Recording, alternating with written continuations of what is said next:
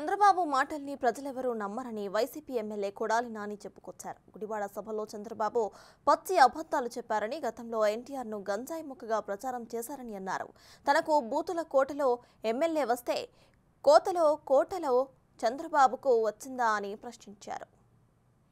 అధ్యక్షుడు కూడా పనికిరాదు అన్నాడు. ఈ ప్రాంతంలో పుట్టినటువంటి శాసనసభ్యుడు, ఈ ప్రాంతంలో పుట్టినటువంటి వ్యక్తి ఎన్టీఆర్ పదవి తీసి వీడు ముఖ్యమంత్రి పందికొక్కలాగా ఎక్కాడు. ఆయన పార్టీని తొలగించి పార్టీ అధ్యక్షుడు అయ్యాడు.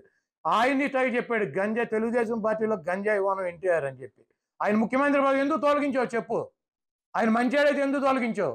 ఆయన పార్టీని నువ్వు ఎందుకు తీసుకున్నావు? ఆయన బతికొండగా ఆయన చావుకి ఎందుకు కారణం అయ్యావు? ఈ రోజు వచ్చి నేను గంజాయి ఇవ్వను అంటాడు. నీ మరదలు ఎందుకు ఆత్మహత్య చేసుకుందో చెప్పు.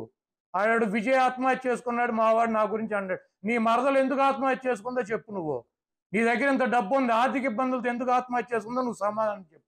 సిగ్గు లేదు మాడతాకి. ఎన్టీఆర్ పిల్లలందరూ కూడా హలో లక్షణ అని చెప్పి తిరుగుతున్నారు రోడ్ల మీద. పందికొక్కలాగా నువ్వు నీ కుటుంబం లక్షల కోట్లు దొబ్బి లక్షల కోట్లు తిని పందికొక్కలాగా వీడెవరి దగ్గర వానమాలు తిరిగి నేర్చుకుని ఎవరిని భూస్థాపితం చేస్తానని తిరిగాడు అంటే వీడికి సపరేట్ హక్కులే ఉన్నాయండి రాజ్యాంగంలో. ఈ ఖర్జూర్ నాయుడు గారి కొడుక్కి మాకెవడికి లేవు, వీడికి ఉన్నాయండి. చిత్తూరు బస్టాండ్లో తిరుపతి బస్టాండ్లో జేబులు కొట్టే నా కొడుకులకి నా ఇంట్రుకు ముక్క కూడా పేకలేడు. నేను సావటాకైనా సిద్ధంగా ఉన్నా. ఈ చంద్రబాబు గారు ఎంత 420 నా కొడుకు ఈ రాష్ట్ర ప్రజలకు చెప్పి తీరుతా. ఈ చంద్రబాబు గారి ఉడతూపులకి చింతకాయలు రాలు, చంద్రబాబు నాయుడు బెదిరింపులకి భయపడే పరిస్థితే లేదు. చచ్చినా బతికినా చంద్రబాబు గారు ఎంత నీచుడు, ఎంత 420 గాడు, ఎంత ద్రోహం, ఎంత వెధవో ఈ రాష్ట్ర ప్రజలకి చెప్తానే ఉంటా ప్రతిరోజు.